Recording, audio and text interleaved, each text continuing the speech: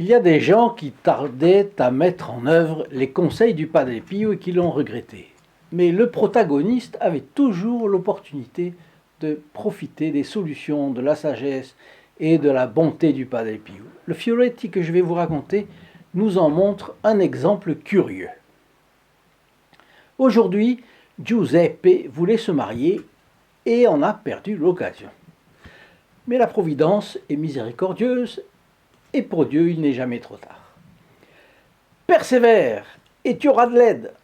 Cher ami fidèle du Padre Pio, bonjour, mon nom est Jean Goyard et vous assistez au programme Sur les pas du Padre Pio.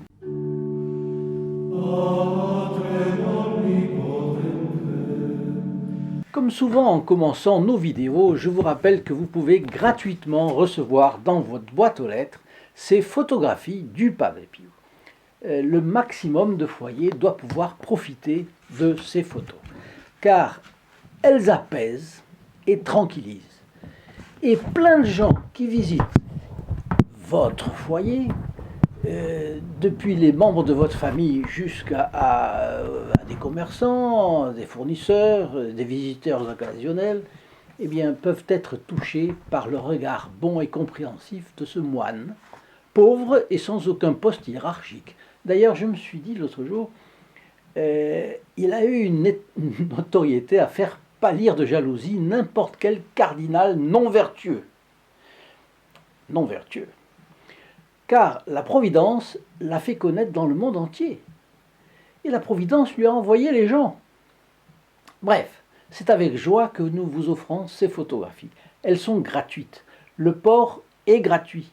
Et la communication téléphonique pour les demander est aussi gratuite. Alors, si vous habitez en France métropolitaine, si vous habitez les dom-toms, ce sera simplement le prix d'un appel local. Alors, appelez au 08 05 36 08 47. Si vous habitez au Canada, composez le 1 844 398 88 67. Et puis nous avons aussi ce calendrier qui est consacré au Sacré-Cœur. Je vous en ai déjà parlé. Après pas mal de difficultés, nous avons pu finalement le publier grâce à ceux qui ont fait un sacrifice financier pour que vous puissiez le recevoir. Alors en contrepartie, je demande à chaque personne qui l'aura reçu de prier au moins un Je vous salue Marie pour eux. Et ça, c'est de justice. Vous serez d'accord avec moi. Alors, d'après les retours que nous en avons, il est fort apprécié. Vous voyez qu'un beau vitrail illustre chaque mois les divisions de ce calendrier. Une photo du Padre Pio aussi. Une phrase. Là, par exemple, une phrase du Padre Pio. Que Marie soit l'étoile qui éclaire votre route et qu'elle vous montre le chemin pour aller vers le Père du ciel. Ça, c'est pour le mois d'août prochain. Enfin, vous voyez, il y a beaucoup de bonnes surprises dans ce calendrier. Alors, pareil, si vous habitez la France ou les dom-toms, France et dom-tom, vous le recevez gratuitement. Il ne coûte rien, il est hors commerce aussi. Et le port également sera gratuit pour vous. Si vous habitez en dehors de la France, nous avons trouvé un moyen. C'est que nous l'avons mis dans la description en dessous ici, le site st-padre-pio.fr. Eh bien, vous pouvez visionner ce calendrier et puis l'imprimer chez vous, dans votre dans votre ville. Donc vous pouvez quand même en bénéficier. Voilà, ça c'est la manière que nous avons pu trouver pour cela. Alors, petite précision, certains amis du Padre Pio l'ont déjà reçu. Si vous qui m'écoutez en faites partie, je vous en prie, ne téléphonez pas. Notre petit secrétariat serait complètement engorgé. Alors ayez la gentillesse de laisser en profiter aussi les autres qui ont été moins gâtés que vous. Alors, si vous en voulez un exemplaire supplémentaire après, nous vous l'enverrons. Pas de problème, vous nous le direz, nous vous l'enverrons. Mais pas sur la demande téléphonique maintenant, parce que y a trop de gens qui appellent, et voilà. Alors pardonnez-vous nous de cette petite mesure, mais ce sont les manques de moyens dans lesquels nous nous trouvons qui l'exigent. Avec un peu de patience, on arrive à tout. En revanche, si vous ne voulez perdre aucun des Fioletti du Padre Pio commentés chaque jour sur cette chaîne, eh bien abonnez-vous gratuitement en cliquant sur le bouton Ad hoc, n'est-ce pas, en bas ici dans la description, puis sur la clochette qui apparaît et enfin sur l'option Toutes. Donc ce sont 3 clics. Clic, clic, clic. En toute fin de vidéo, je vous laisse une charmante prière pour obtenir le courage en toutes circonstances. Alors l'histoire de Giuseppe Barbagallo, de Catane en Sicile, est assez simple. Vous comprenez par la prière que je vais vous laisser qu'il a manqué de courage, n'est-ce pas, à un moment. Bien. Nous sommes en mai 1968 et Giuseppe entreprend un voyage à San Giovanni Rotondo. Il se confesse au Padre Pio et puis lui confie, après avoir reçu l'absolution: Padre, j'ai connu une jeune fille avec laquelle j'ai l'intention de me marier. Notre bon capucin, qui montre en cela son discernement très précis, très aigu, lui demande, parce qu'il a vu tout à fait la chose: en avez-vous parlé? Est-ce que tu l'as mise au courant? Et Giuseppe répond que non. Qu'est-ce que tu attends? Réplique le Padre Pio. Que ce soit elle qui vienne te trouver, sans rien savoir? Giuseppe rentre à Catane. Mais il est très timide. Et il prend son temps avant de se jeter à l'eau. Au mois d'août de la même année, donc c'est 3 mois après sa première visite, et 1 mois avant la mort du Padre Pio, il revient à San Giovanni Rotondo. Il se confesse et il raconte au Padre Pio qu'il n'a toujours pas évoqué son projet de mariage avec la jeune personne. Le Padre Pio émet une phrase énigmatique. Qu'aurait-il fallu dire? Puis, tournant les yeux vers lui, mais avec un regard qui semblait se perdre bien loin au-delà de lui, le saint a commencé à parler dans une langue totalement inconnue qui semblait ne pas s'apparenter avec le latin du tout, ni avec une langue moderne que Giuseppe ait jamais entendue. Alors le jeune Giuseppe n'a évidemment rien compris à ce langage mystérieux, et il se répétait la chose du Padre Pio. Qu'aurait-il fallu dire? Qu'aurait-il fallu dire? Qu'est-ce que ça veut dire, ça? À la fin, le Padre Pio dit au jeune homme: persévère et tu finiras par recevoir de l'aide. Les doutes de Giuseppe ont été dissipés lorsque, de retour à Catane, il apprend que la jeune fille vient de se fiancer. Et il a trop lambiné. Il y a des cas où il est bon de prendre son temps. On dit qu'un bon diplomate ne se presse pas. Mais s'il y a des occasions où il faut battre le fer tant qu'il est chaud. Cela me fait penser que dans la description au-dessous de cette vidéo, là où je vous ai indiqué tout à l'heure le lien st-padre-pio.fr, eh bien, il y a le calendrier dont je vous ai parlé, mais évidemment pour ceux qui peuvent le recevoir en papier, c'est beaucoup mieux. Vous pouvez le mettre dans votre cuisine, dans votre salon, dans votre bureau, et puis suivre jour le jour les éphémérides. Bon, mais c'est pas cela. Vous pouvez aller aussi dans ce site-là, st-padre-pio.fr, pour une autre chose. Je vous y donne rendez-vous, parce qu'il y a des occasions qu'il ne faut pas rater, et celle-ci en est une. Vous serez étonné de voir toutes les possibilités de développement du réseau d'influence du Padre Pio, ainsi que tous les bénéfices que vous recevez quand vous êtes membre du groupe des protégés du Padre Pio. Je précise aussi qu'en adhérant au groupe des protégés du Padre Pio, vous êtes placé tout de suite dans les intentions de la messe du vendredi à midi d'une façon permanente, c'est-à-dire que chaque vendredi qui passe, à midi, il y a la messe et elle est dite pour vous. Et vous bénéficierez ainsi des mérites de 52 messes dans l'année. Alors, je reprends. Selon les cas, l'embiner peut avoir de très fâcheuses conséquences, et Giuseppe l'a éprouvé. Mais il ne faut pas voir ce Fioretti dans une perspective sentimentale. Giuseppe cherchait à se marier, mais n'en déduisez pas qu'il avait trouvé l'âme sœur. Il l'avait très peu connue d'ailleurs. La première raison est que, contrairement à une philosophie la plupart du temps implicite, sous-entendue par le cinéma, la théorie de l'âme sœur est un mythe. Elle nous vient d'un roman philosophique de Platon, où il imagine que les hommes seraient tous à la recherche d'une moitié pour reconstituer leur unité originelle complète.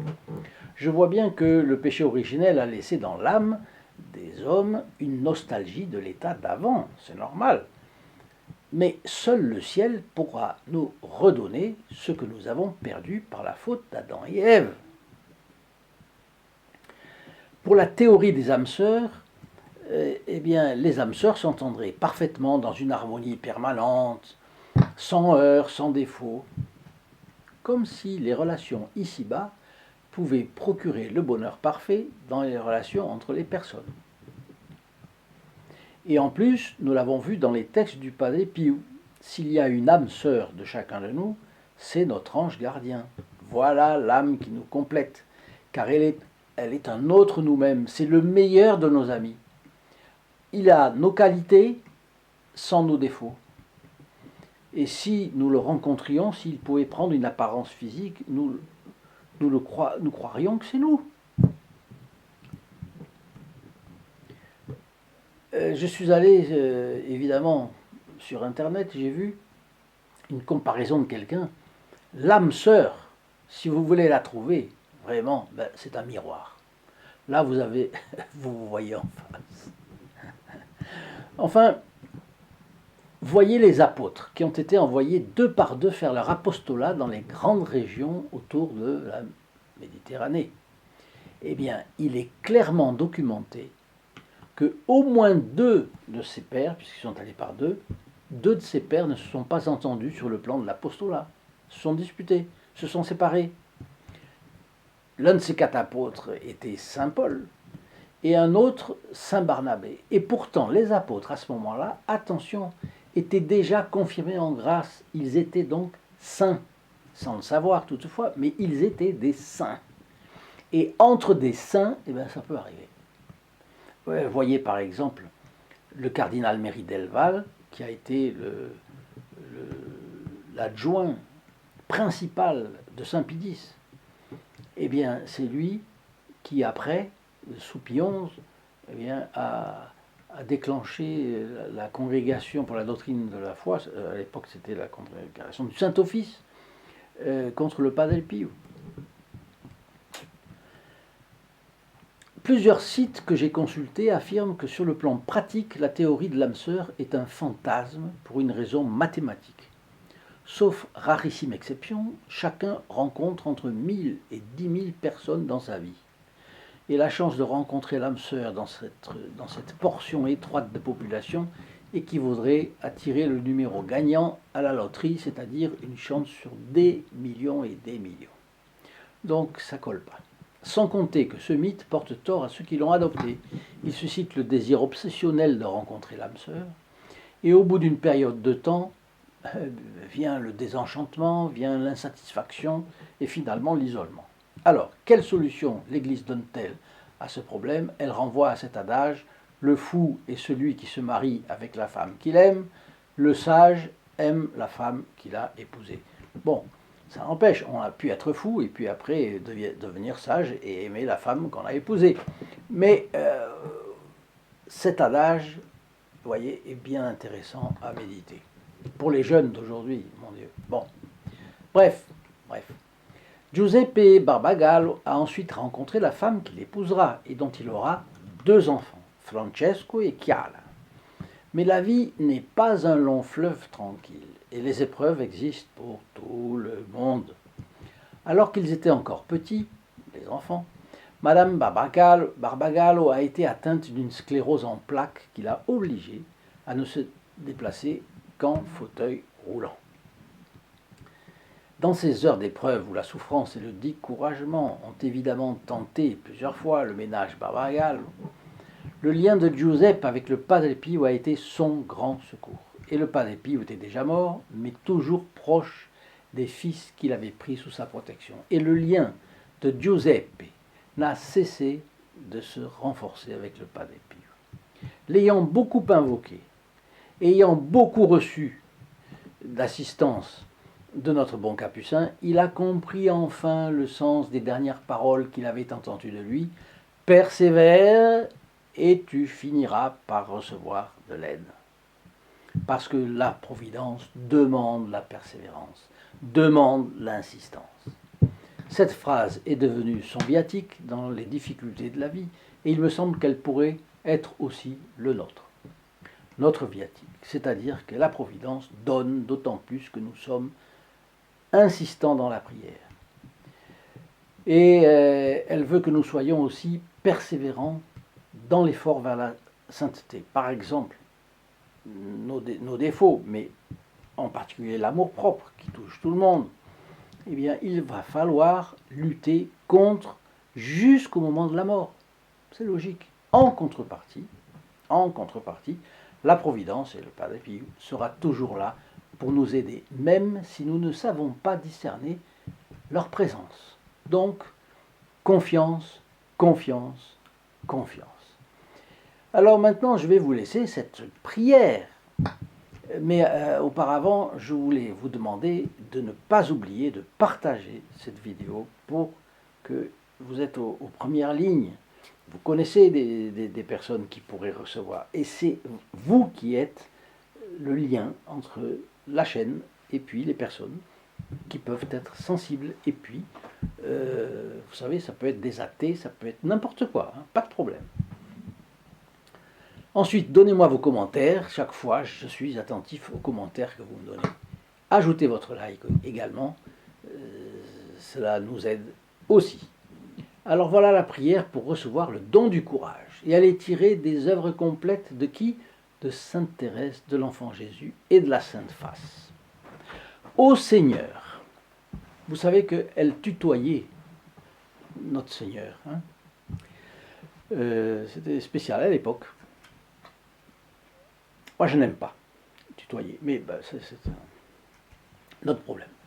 Ô Seigneur, Dieu des armées, qui nous a dit dans ton évangile, je ne suis pas venu apporter la paix, mais l'épée. Arme-moi pour le combat. Je brûle du désir de combattre pour ta gloire, mais je te prie de renforcer mon courage. Je pourrais alors m'exclamer avec le saint roi David, tu es mon seul bouclier, toi, Seigneur, qui orne mes mains pour la guerre. C'est amusant de la part de Sainte Thérèse, elle se sentait un guerrier aussi. Elle l'a dit. Ô mon Jésus, je combattrai pour ton amour jusqu'à la fin de ma vie, et mon épée sera l'amour. Mon impuissance ne doit pas m'effrayer. Quand le matin je me sens privé du courage et de la force de pratiquer la vertu, je dois considérer cela comme une grâce, parce que tu m'apprends que c'est précisément le moment de mettre la hache à la racine de l'arbre, en comptant sur ton seul secours. Et quel gain à la fin de la journée! Où serait mon mérite si je ne me battais que lorsque je me sens courageuse? Quelle importance si je ne l'ai pas, ce courage, tant que j'agis comme si je l'avais? Fais-moi comprendre, ô Jésus, que si je me sentais trop faible, même pour soulever un bout de ficelle du sol, et que je le faisais pourtant par amour pour toi, je mériterais beaucoup plus que si j'accomplissais un acte important dans un moment de ferveur. C'est pourquoi, au lieu de m'attrister, je dois me réjouir en voyant que toi, en me faisant sentir ma faiblesse, tu m'as donné l'occasion de sauver un plus grand nombre d'âmes. C'est extrêmement joli, c'est très très beau comme prière, et c'est tellement Sainte Thérèse. Chers amis fidèles du Padre Pio, je vous dis à très bientôt, au revoir. In nome del Padre, del Figliolo e dello Spirito Santo, e così sia. Sia lodato Gesù e Maria, e